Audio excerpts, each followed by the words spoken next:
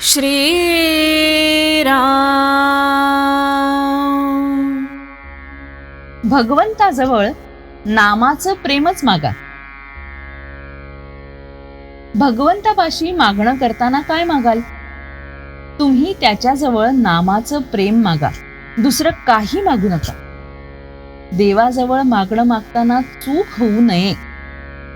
एखाद्या शिक्षकाने विद्यार्थ्यांना वर्षभर उत्तम रीतीने शिकवलं.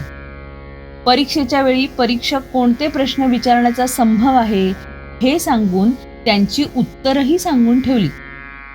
पण परीक्षक परीक्षा घ्यायला आला असता प्रश्नांची उत्तरं विद्यार्थ्यांनीच द्यायची असतात. तिथे शिक्षक हजर असला आणि विद्यार्थी उत्तर चुकीचं देतोय हे जरी त्याला दिसलं तरी तिथे त्याला काहीही बोलता येत नाही. तशी माझी स्थिती आहे. म्हणून मागणं मागण्याचं काम तुम्हालाच करायचंय, तेव्हा त्यावेळी चुकीने काहीतरी भलतं मागू नका, एवढा करता हा इशारा. कोणतीही परिस्थिती असली ना तरी त्यात भगवंताचं स्मरण ठेवावं, म्हणजे बऱ्या वाईट गोष्टींचा परिणाम मनावर कमी होतो.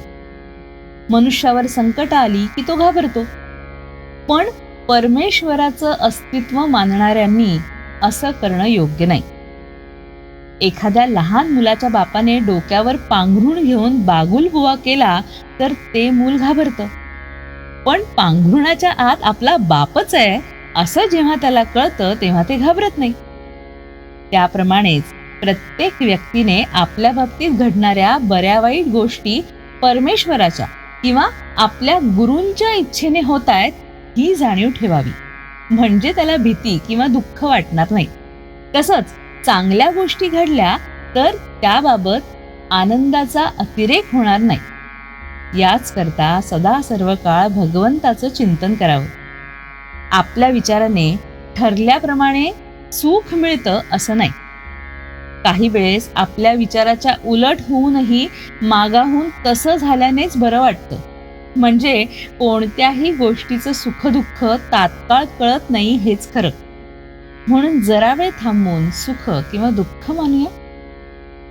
कर्ज फिटताना जसा आपल्याला आनंद होतो तसा देहभोग भोगताना आपल्याला आनंद झाला पाहिजे.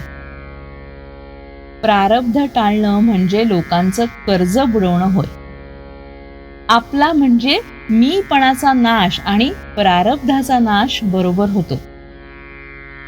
भगवंता, प्रारब्धाने आलेल्या दुःखाचा दोष तुझ्याकडे नाही.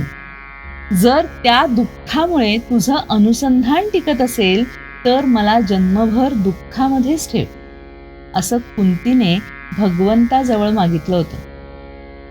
यातलं मर्म ओळखून वागावं आणि काहीही करून अनुसंधानात राहण्याचा प्रयत्न करावा.